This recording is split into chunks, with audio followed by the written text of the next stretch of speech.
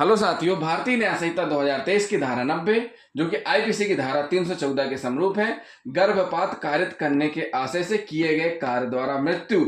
IPC यानी भारतीय दंड संहिता इंडियन पेनल कोड में जो धारा 314 में वर्णित थी, अब वह बीएनएस में नए कानून में धारा 90 में वर्णित है। गर्भपात कारित करने के आशय से किए गए कार्य द्वारा मृत्यु।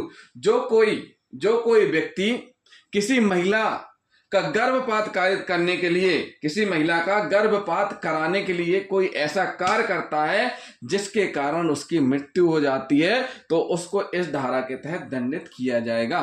साथियों, माननीय सुप्रीम कोर्ट का बहुत महत्वपूर्ण निर्णय है। सुरेंद्र चौहान बनाम मध्य प्रदेश राज्य का निर्णय 27 मार्च 2000 को हुआ है।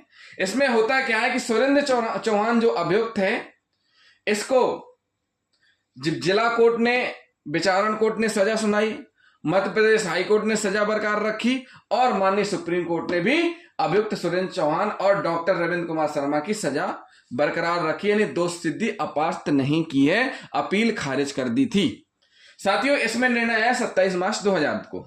सुरेंद्र चौहान एक व्यक्ति है जिसके एक महिला से अवैध संबंध थे और ये महिला 2-3 माह की गर्भवती हो जाती है। जैसी गर्भवती हो जाती है तो सुरेंद्र चौहान इसको क्लिनिक पर ले जाता है। किसकी क्लिनिक पर? डॉक्टर रविंद्र कुमार शर्मा की क्लिनिक पर। जो डॉक्टर रविंद्र कुमार शर्मा, ये कोई भारतीय चिकित्सा परिषद अधिनियम 1956 की धारा 2 के अंतर्गत मान्यता प्राप्त चिकित्सक नहीं है, ना ही इनका नाम चिकित्सा रजिस्टर में दर्ज है। उसके बाद इनके द्वारा, इन डॉक्टर रविंद्र कुमार शर्मा के द्वारा अपनी क्लिनिक पर, जो क्लिनिक सरकार द्वारा अनुमोदित यानी मान्यता प्राप्त नहीं है, उस क्लिनिक में medical termination of pregnancy rules act 1971 की पालना नहीं करते हुए, उनका पालना भी नहीं की जाती है और गर्भपात कर दिया जाता है। और गर्भपात जब किया जाता है तो एनेस्थेसिया नहीं दिया जाता है। एनेस्थेसिया यानी निश्चेतना या शून्य का जो इंजेक्शन लगता है वो नहीं दिया जाता, उसके बगैर ही गर्भपात कर दिया जाता है, जिस कारण उस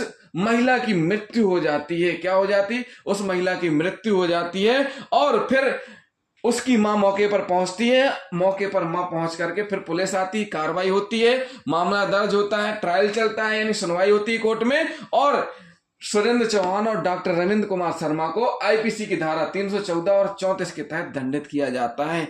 ये बड़ी विचित्र घटना थी अपने आप में कि बिना एनेस्थेसिया के गर्भपात करा दिया, तो कितना दर्द, कितनी वेदना सही होगी उस महिला ने, और उसी महिला की सदमे में उसकी मृत्यु हुई थी, जिसके लिए दोष सिद्धि ठहराया गया है। किसको? सुरेंद्र कुमार चौहान को और रविंद्र कुमार शर्मा को।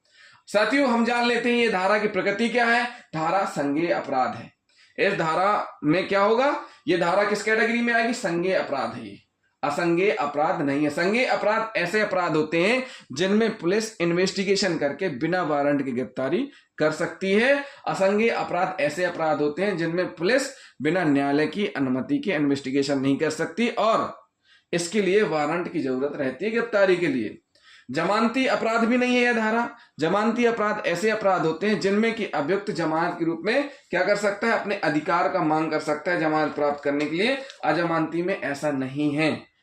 जमानती का जस्ट उल्टा अजमानती अपराध होता है। इसमें न्यायालय की विवेक शक्ति के ऊपर डिपेंड है जमानत देना है कि नहीं देना है। अधिकार के तौर पर अपराधी जो अभियुक्त है वो उस चीज के लिए नहीं मांग सकता है। समनीय मामला कैसे होते हैं? ऐसे मामले जिनमें समझौता हो सकता है। असमनीय मामले जिनमें समझौता नहीं हो सकता है। तो साथियों, धारा 90 जो कि आईपीसी की धारा 314 के समरूप है, ये संज्ञेय अपराध है, असंज्ञेय अपराध नहीं है, जमानती अपराध नहीं है, अजमानती अपराध है, समनीय मामला नहीं है, असमनीय मामला है। संज्ञेय अपराध में एफआईआर दर्ज होगी, इन्वेस्टिगेशन होगा और फाइनल रिपोर्ट यानी चार्जशीट, चालान कोर्ट में पेश किया जाएगा। और कौन से कोर्ट में? सेशन कोर्ट में। वहां ट्रायल चलेगा, यानी कि सुनवाई होगी, विचारण होगा। उसके बाद फिर क्या किया जाएगा? दोष सिद्धि की जाएगी, जिसमें सजा का प्रावधान है। क्या है? आजीवन कारावास, 10 वर्ष तक का कारावास और जुर्माना। इसमें कंडीशन एक दी हुई है जिसमें स्पष्ट रूप से कहा गया है कि यदि स्त्री की सहमति के बिना गर्भपात किया जाता है तो उसमें आजीवन कारावास का प्रावधान है दंड का। क्या है? आजीवन कारावास से दंडित किया जाएगा। तो साथियों, इसमें सजा का प्रावधान कितना हुआ? आजीवन कारावास, 10 वर्ष तक का कारावास और जुर्माना। तो जिन साथियों ने अभी तक हमारे चैनल को सब्सक्राइब नहीं किया, हमारे चैनल को जरूर सब्सक्राइब कर लें। वीडियो को लाइक और शेयर करना ना भूलें, साथ ही साथ कमेंट भी करते जाएं। थैंक यू साथियों।